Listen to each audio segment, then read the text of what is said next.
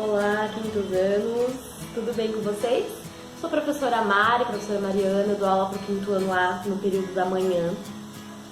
Tem 2 quintos anos, o A e o B, e à tarde tem o C, que é da professora Vera, o B é da professora Marli. Nós nos organizamos, cada uma de nós vai ficar com algumas matérias, e eu vou ficar com uma das minhas favoritas, além de uma outra, depois vocês vão saber qual é. Eu vou dar um tempinho que os meus alunos devem saber qual que é a minha matéria favorita, que é História.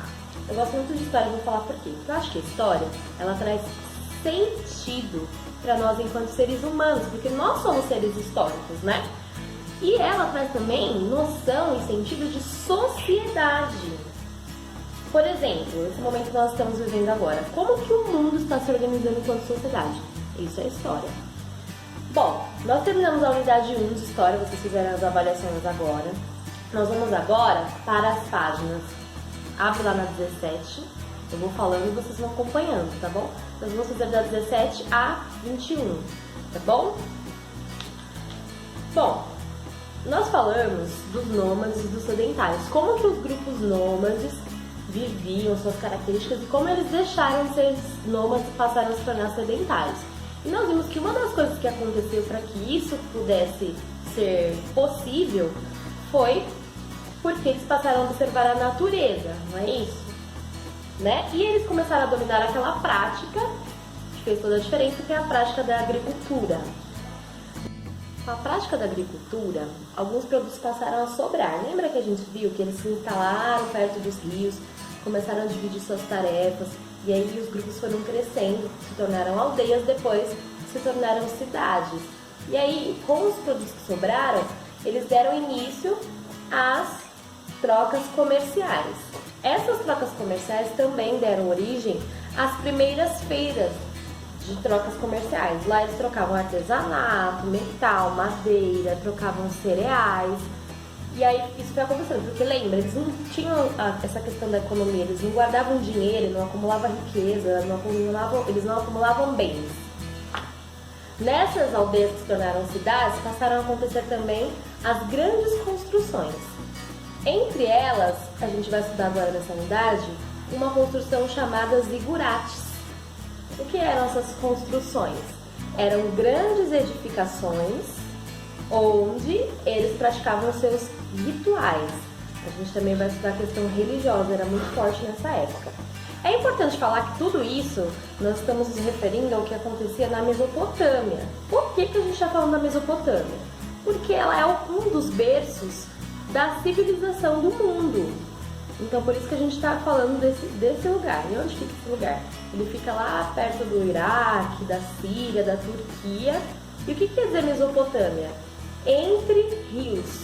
Porque a Mesopotâmia fica entre 2 rios muito importantes, que é o rio Eufrates e o rio Tigre, tá? Gente, esse é o resumo das páginas. O resumo, lembrando, ele não substitui as leituras.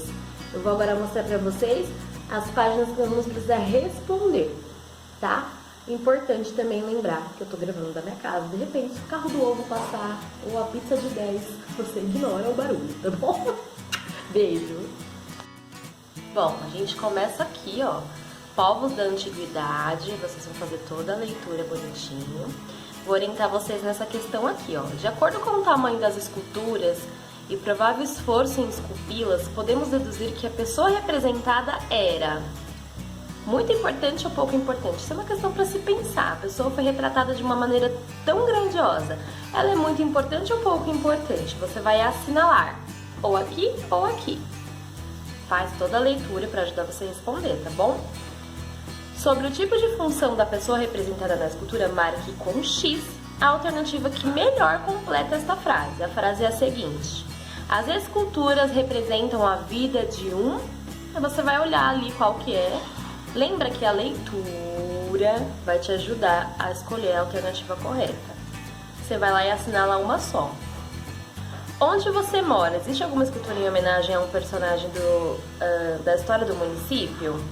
Quem é o personagem histórico homenageado? Essa parte aqui, se você não se recorda, você pode fazer uma pesquisa no Google, tá? Essa 3 nós vamos pular.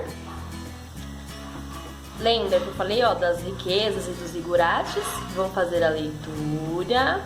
observar a imagem. Façam todo... Olha, observando a imagem, esse aqui é um zigurate. Quem é que fazia, quem era responsável pelos rituais religiosos no zigurate? Eram os sacerdotes, tá? Vamos continuar, vocês vão ler tudo bonitinho, conectando com. Vamos olhar essa imagem, ó. Essa parte verdinha aqui é um rio, tá? É um rio que cerca toda essa edificação, toda essa construção. Vocês vão responder o que foi representado na ilustração. Tem que colocar tudo que vocês estão vendo. Um muro cercando, o rio em volta, uma grande edificação. Tem que descrever tudo que está na imagem. B. Qual era o nome dos templos onde se realizavam os rituais religiosos nas cidades da Mesopotâmia? Como que era o nome? A gente está falando disso, tem até no título lá no começo. E eu falei disso no resumo também. Qual grupo era responsável pela realização dos rituais religiosos? Vai marcar ou é o sacerdote, ou é o camponês, ou é o soldado. E D, que elemento da ilustração representa a defesa da cidade? O que está protegendo a cidade?